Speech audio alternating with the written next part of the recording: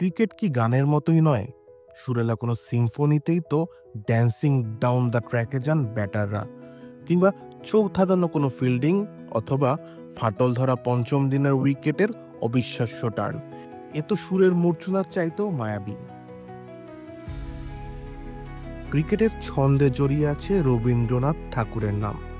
আজও যখন ভারত ও বাংলাদেশ ক্রিকেটের ময়দানে মুখোমুখি হয়, তখন সীমান্তের কাঁটাতার পেরিয়ে এক হয়ে ওঠে একটা বাস্তবতা। দুটো দেশের ক্রিকেটাররাই গলা মেলান একই রচয়িতার জাতীয় সঙ্গীতে। 2011 সালের 19 ফেব্রুয়ারি বিশ্বকাপের মঞ্চ, মুখোমুখি বাংলাদেশ ও ভারত। জয় পরাজয় ছাপিয়ে ম্যাচ শুরুর আগে ইতিহাসের পাতায় ঠাঁই করে নিল সেই ম্যাচ।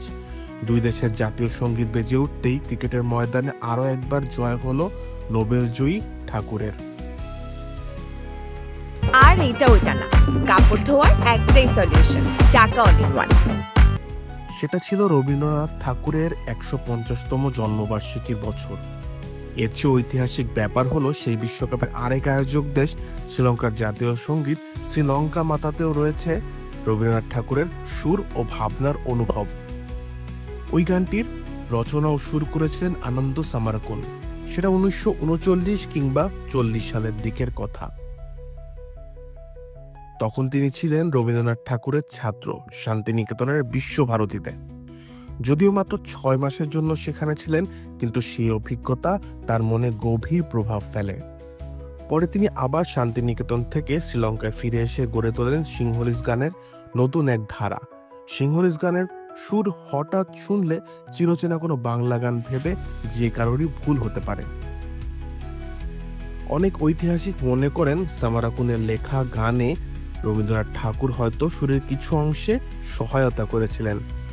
তবে ভারতীয় ইতিহাসবিদ লিপি ঘোষ ও শ্রীলঙ্কান ইতিহাসবিদ সন্দাগমী কোপারাহেয়া এই দাবি প্রত্যাখ্যান করেছেন।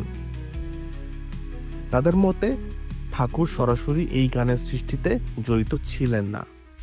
শান্তিনিকেতন থেকে ফেরার পর সামারাকুন শ্রীলঙ্কার বিখ্যাত মাহিন্দা কলেজে সঙ্গীত শিক্ষক হিসেবে কাজ করেন। নম নম মাতা নামে গানটি প্রথম গাওয়া হয় ওই কলেজেরই ছাত্রদের কণ্ঠে। পরে কলম্বোর মিউসেস কলেজের ছাত্রীরা একটি অনুষ্ঠানে এই গান পরিবেশন করলে তা তুমুল জনপ্রিয়তা পায়।